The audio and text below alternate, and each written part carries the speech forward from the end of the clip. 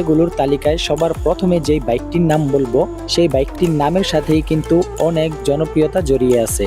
আর এই বাইকটির নাম শোনা মাত্রই তরুণদের মধ্যে একটি অন্যরকম ফিলিংস চলে আসে। আর এই বাইকটি সবার কাছে একটি স্বপ্নের বাইক হিসেবে ধরা হয়। তো সেই বাইকটি হলো কাওয়াসাকি নিনজা ZX25R।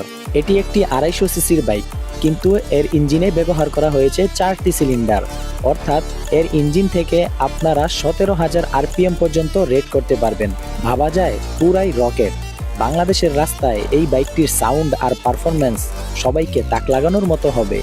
2025 এবং 2026 সালে সম্ভাব্য আসতে যাওয়া দুর্দান্ত বাইকগুলোর তালিকায় দ্বিতীয় নম্বরে রয়েছে কেটিএম। কেটিএম কোম্পানি তাদের 2টি মডেল বাংলাদেশের মধ্যে লঞ্চ করতে যাচ্ছে।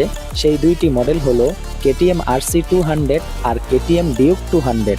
এই 2টি বাইকই রয়েছে স্পোর্টসি লুকস এবং অ্যাগ্রেসিভ পারফরমেন্স।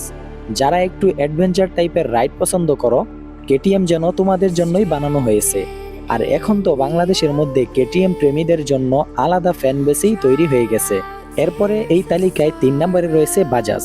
তোমরা হয়তো এখনই প্রথম আর দ্বিতীয়টির নাম শুনেই সিদ্ধান্ত নিয়ে ফেলেছো যে কোন বাইকটি কিনবে, কিন্তু থামো, এখনই না। বাজাজও কি বসে আছে নাকি? বাজাজ কোম্পানিও তোমাদের মন জয় করার জন্য নিয়ে আসছে 3টি মডেলের বাইক, NS200, RS200 এবং এর সঙ্গে রয়েছে নতুন দানব NS400Z। ভাবতে পারতেছো 373 সিসির পাওয়ারফুল একটি ইঞ্জিন, এটা তো পুরাই বাজিমাত। পালসার সিরিজে এমন একটি